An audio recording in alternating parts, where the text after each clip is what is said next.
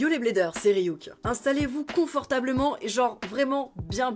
Parce que là, qui dit news du mois de mars, dit annonce du nouveau système. Donc laissez-moi sans plus tarder vous introduire le nouveau système Beyblade X, le système CX. Voici la CX01, la Brave Dran S660 Vortex. Elle sera vendue en starter avec que des nouvelles pièces. Du coup, je propose qu'on en profite un petit peu pour détailler justement quel est ce nouveau système CX. Le C, c'est pour custom. Et en effet, ce nouveau système vise à customiser le blade des toupies. On a donc cette fois-ci la lock chip avec l'avatar, le main blade, donc qui est la partie du blade avec les lames, et le assist blade qui est une pièce plastique qui vient se fixer en dessous. Grâce à la lock chip, l'ensemble peut se verrouiller d'un bloc et en dessous on peut mettre tranquillement le ratchet et le bit. Ce système me plaît bien, même si je garde quand même quelques réserves concernant le assist blade parce que c'est une pièce plastique et on a souvenir déjà des ratchets qui prennent énormément de marques d'usure, donc j'imagine que ce sera à peu près pareil malheureusement pour cette pièce aussi. D'ailleurs, on notera aussi que malheureusement, le système CX fait réapparaître les stickers.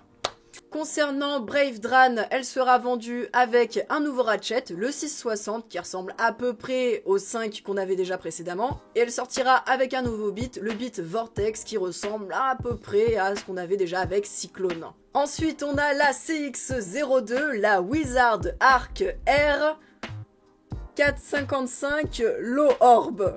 Ouais, je suis obligée de lire parce que ça y est, les noms des toupies, ça va devenir des codes Wi-Fi. Cette toupie sera également vendue en starter. La couleur est à mi-chemin entre le jaune des Wizards et le vert des Knights. Pourquoi pas, perso j'aime bien cette couleur un peu lime. Cette toupie marquera l'apparition du ratchet 55. Jusqu'ici, les ratchets les plus bas, c'était les 60. Là, du coup, on descend encore d'un cran avec le 55. Et merci Takara d'avoir enfin compris que les toupies de type endurance ne sont pas à mettre systématiquement sur des pièces super hautes pour les faire ressembler à des tours de Pise.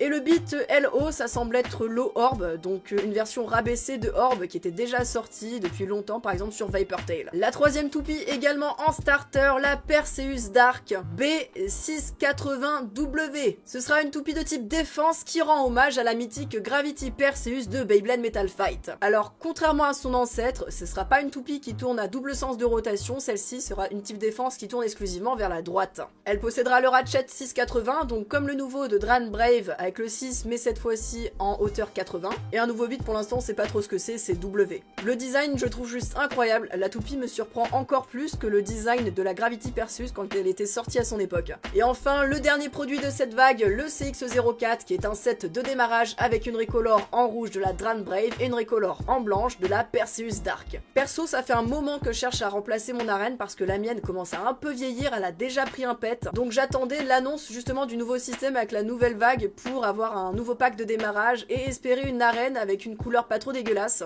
Et je crois que j'aurais jamais pu espérer mieux qu'une arène complètement clear avec une X-Line aux couleurs de la chaîne. Toute cette vague de produits CX, ça sort le 29 mars. Vous l'avez compris, j'ai préco le set de démarrage mais aussi tout le reste des produits. Donc abonnez-vous à la chaîne pour ne pas rater les unboxings qui devraient normalement arriver début avril. Mais attendez parce que c'est pas fini. Takara a également annoncé d'autres produits dans la ligne des BX. Le BX40 qui est un lanceur à rotation gauche, le premier à crémaillère puisque pour l'instant on n'avait qu'un lanceur à ficelle à rotation gauche qui était sorti avec la Cobalt Dragoon. Là ça fait plaisir d'avoir au moins une alternative à crémaillère qui en plus est moins onéreuse et moins problématique en termes de fonctionnement. Les BX 41 et 42 qui sont des launcher grip avec des grips rubber, donc c'est les petits inserts en caoutchouc qui seront à peu près les mêmes que ceux qu'on avait avec le lanceur de Samurai Saber. Le BX 43, une mallette de rangement identique à celle sortie dans la première vague de produits Beyblade X à la sortie de la génération, mais cette fois-ci elle sera pas en noir mais en blanc. Et tout ça, c'est pareil, ça sort fin mars. Ça fait un bloc de produits assez important, mais Takara a toujours fonctionné comme ça à la sortie d'un nouveau système, donc perso je suis pas trop surprise. Pour la suite, le CoroCoro avait également montré une version CX de la Health. Alors du coup elle est pas dans cette première vague de produits, donc j'imagine qu'elle sortira plus tard, peut-être en avril, j'espère pas en random booster, sinon on va en chier. Suite à un concours de dessin organisé avec le CoroCoro Comics, on devrait avoir une toupie entièrement designée par un fan. Et d'après ce que je lis sur le dessin, il s'agirait de Orochi Cross 0,50 Magnet Rubber. Il y a des gens, ils sont fous pour vouloir des ratchets 0,50 quand même. On sait pas trop comment ça va sortir, donc je pense qu'on aura plus d'informations par la suite. Et on a une nouvelle recolor de Phoenix Feather qui devrait sortir en bonus soit avec le CoroCoro, soit avec un guide. J'ai pas trop forcément compris ce qu'il était écrit sur la page. Je pense qu'on aura plus d'infos d'ici quelques temps parce que là on a vraiment eu les infos genre vraiment il y a 10 minutes avant que je commence à tourner cette vidéo, donc s'il y a plus d'infos qui vont tomber, dans tous les cas je vous ferai des posts dans l'onglet communauté.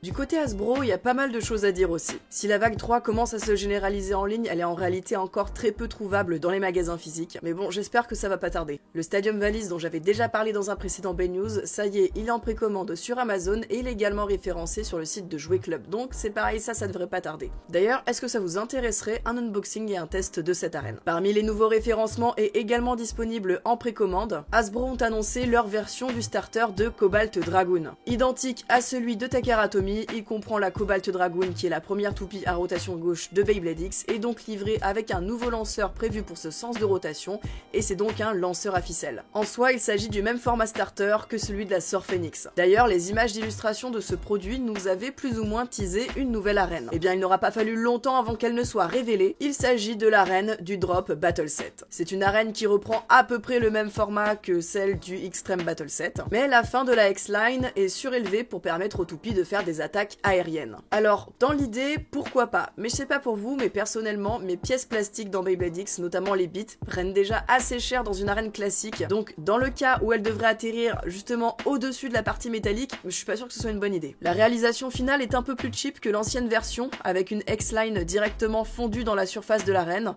L'engrenage ne va pas jusqu'au bout, à voir si lors des tests c'est peut-être étudié justement pour que les toupies puissent se dégager plus facilement pour enclencher le saut, et la disposition des poches de sortie est un peu spéciale, les Overzone et Extreme Zone sont placés à côté avec une mince séparation, et au-dessus du virage de la X-Line il y a des espèces de trous, alors je pense pas que ce soit réellement des sorties, mais juste l'espace entre le virage et le capot. Toujours est-il que cette arène contiendra 2 toupies exclusives et pas des moindres. La Impact Drake, sortie récemment chez Takara Tomy, et une version UX de Gale Wyvern qui n'est pour le moment pas non plus sortie au Japon, qui se nommera Over Wyvern 385 Needle. Puisque ce set contient la Impact Drake, qui est une toupie qui apparaît au cours de la saison 2, ce set laisse présager qu'il s'agit du pack de démarrage du début de la saison 2. Donc on peut imaginer que ça arrivera au courant de l'été 2025 avec la sortie de la nouvelle saison à l'automne. Donc je pense qu'il va falloir se montrer patient. De nouvelles toupies en collaboration avec Marvel ont été annoncées pour célébrer la sortie du nouveau film Captain America. On a donc Captain America 470 Gearball,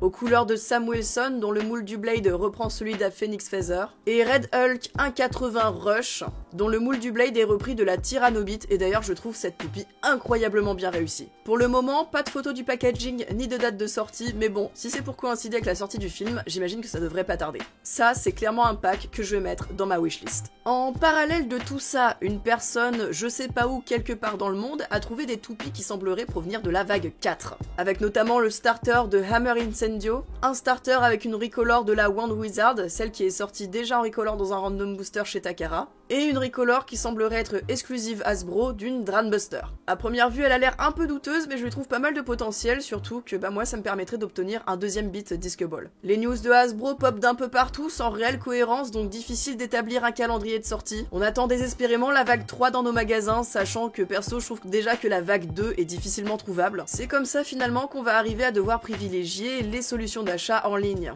En tout cas avec tout ça, le budget va prendre un sacré coup. De mon côté, ça part directement sur une préco des CX, donc abonnez-vous à la chaîne pour ne rien rater des prochaines ouvertures et des tests. Sur ce, c'était Ryuk et je vous dis à la prochaine.